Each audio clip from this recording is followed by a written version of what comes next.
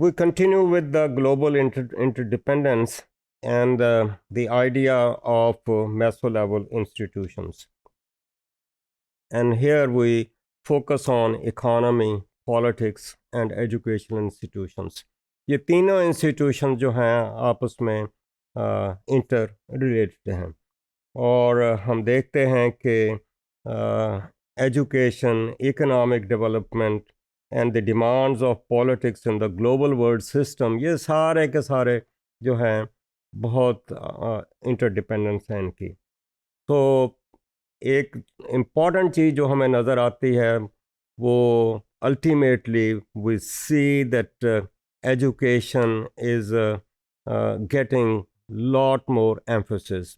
सारे मुल्कों की गवर्नमेंट जो हैं एजुकेशन को इम्पोर्टेंस दे रही हैं, इसके ऊपर एम्फेसिस दे रही हैं और यही समझा जाता है कि इसके बगैर अवाम की तरक्की नहीं हो सकती।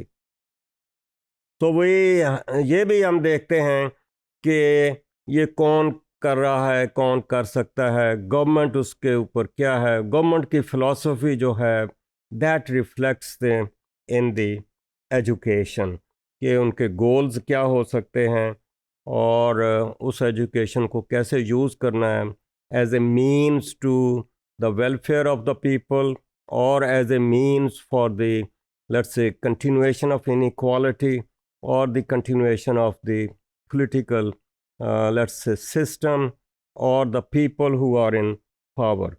So many governments have the power to adopt or reject educational programs. So we see that government establishes certain priorities for, let's say, the country, और उसके मुताबिक फिर वो अपने टेक्स्ट बुक्स बनाती है, उसके मुताबिक करिकुलम डेवलप करती है और वो सारी की सारी उनकी पॉलिसी जो है उनकी एजुकेशन सिस्टम में रिफ्लेक्ट होती है। और then they also look into the idea of supply and demand, let's say supply of educated labour force, और अगर एजुकेटेड लेबर फोर्स है तो उसकी एम्प्लॉयमेंट कहाँ है। और बहुत दफ़ा हम ये भी देखते हैं कि इसमें बैलेंस नहीं है और बहुत सारे लोग जो हैं एजुकेटेड तो नज़र आते हैं लेकिन अनएम्प्लॉयड नज़र आते हैं।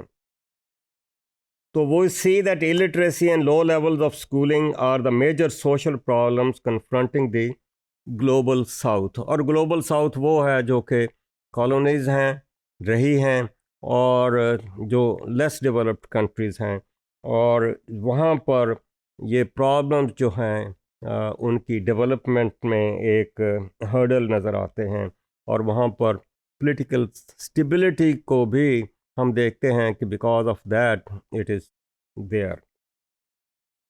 So we see that developing countries who receive higher education will be amongst the elite, but the prestigious fields for which their training prepares them are not necessarily those needed in the country. So ये तो वही बात है supply and demand की। और हम ये भी देखते हैं कि बहुत सारे जो कॉलोनियल कंट्रीज़ थे वो जो उनके रूलर्स थे, जो कॉलोनिस्ट थे, उनके एजुकेशन सिस्टम को अडॉप्ट करते हैं और बहुत दफ़ा उसकी मुखालफत भी की जाती है कि नहीं, ये लेगेसी जो है हमें नहीं चाहिए। लेकिन इसके बावजूद हम देखते हैं कि वेस्टर्न साइंस एंड टेक्नोलॉजी जो है उसकी अपनी इम्पोर्टेंस है, उसको हम बाईपास भी नहीं कर सकते। और ये ऐसे ही है कि जैसे कि इकोनॉमिक डेवलपमेंट की स्टेजेस आती हैं और हर स्टेज के साथ हम एजुकेशन की इम्पोर्टेंस को देखते हैं। तो अगर हम 3 स्टेजेस की बात करें तो पहले स्टेज में है जहाँ के डेवलपमेंट इतनी नहीं है, तो वहाँ पर limited number of people, A privilege few might be let's say getting education, बाकी जो हैं वो सारे के सारे अनपढ़ हैं।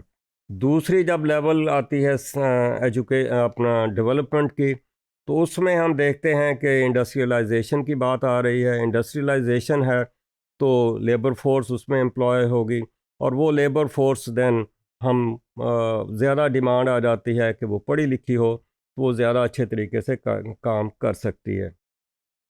तो यहाँ पर फिर एजुकेशन जो है उसके मुताबिक हम उसके ऊपर एम्फेसिस करते हैं, और this is meant for let us say educated labour force and also for the civil service, या फिर बिज़नेस के जो है लीडर्स हैं उनके लिए हम देखते हैं कि एजुकेशन ज़रूरी है। गवर्नमेंट को रन करने के लिए ऑफिसर्स एजुकेटेड ज़रूरी है।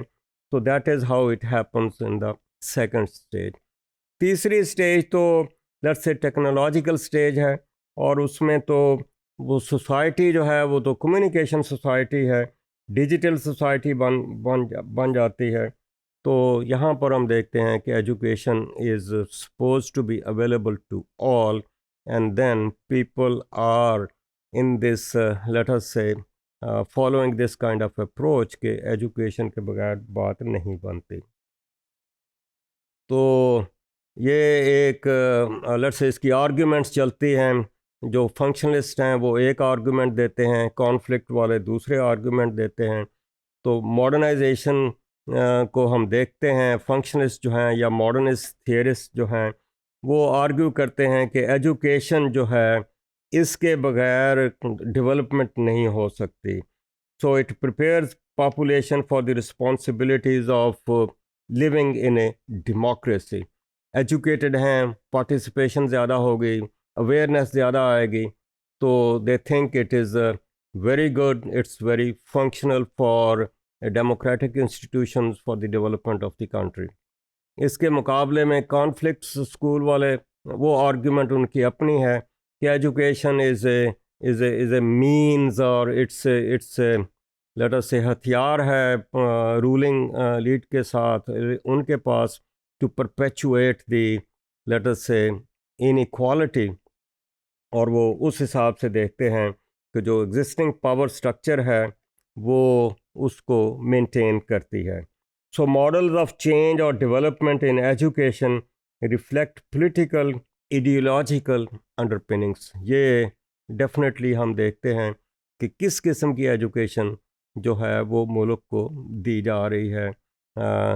Is it a means to let us say continue with the status quo, or it's a means to bring development in the country. तो उस लिहाज से हम देखें तो हम कहेंगे कि education is a programme of action, और ये प्रोग्राम ऑफ एक्शन कौन लेट्स से चलाएगा, और वो ज़ाहिर है कि रूलर्स होंगे, और उसमें पॉलिटिकल इंस्टीट्यूशंस की बात करें, आइडियोलॉजिकल डायमेंशंस की बात करें, और इस तरह से हम देखते हैं कि variations in education form and content between the countries is there. So education system reflects the political structure and distribution of power in the society, and that's how it is very important in the economy and polity of the country.